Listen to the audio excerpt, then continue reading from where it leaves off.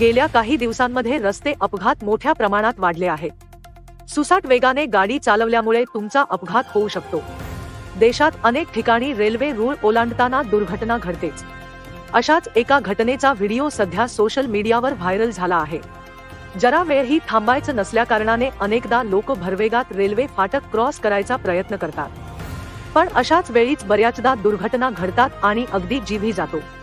या व्हिडिओमधूनही हेच दिसून येत आहे की आपण अतिघाई करू नये, नाही तर संकट पुढे उभे असतेच। सोशल मीडियावर अनेक असे अपघाताचे व्हिडिओ रोज व्हायरल होत असतात। सध्या असाच एक भयानक आणि हादरून टाकणारा व्हिडिओ व्हायरल झाला आहे। व्हायरल व्हिडिओ पाहून तुमच्याही अंगावर काटा आल्याशिवाय राहणार नाही।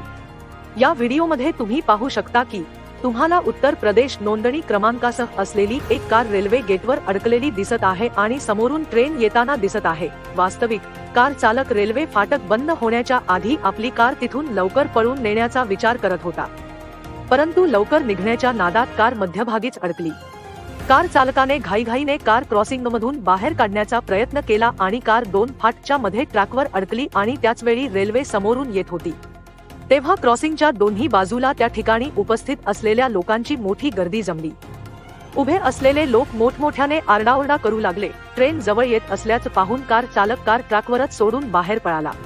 प्रत्येक जण आता काय घडेल याच विचारात पडले होते आणि काही क्षणात काय होईल याची सर्वांना भीती वाटत होती। नंतर गेटमनने तातडीने एक्सप्रेसला लाल झेंडा दाखवून थांबण्याचा इशारा दिला। तथापि ट्रेन चालकाच्या समजुतीमुळे एक मोठा अपघात टळला। ट्रेन हळूहळू कारच्या अगदी जवळून जाताना दिसते। कारचे नुकसान होत नाही। ट्रेनच्या निघून गेल्यानंतर लोक सुटकेचा श्वास घेतात। हा व्हिडिओ सोशल मीडियावर आता व्हायरल होत आहे।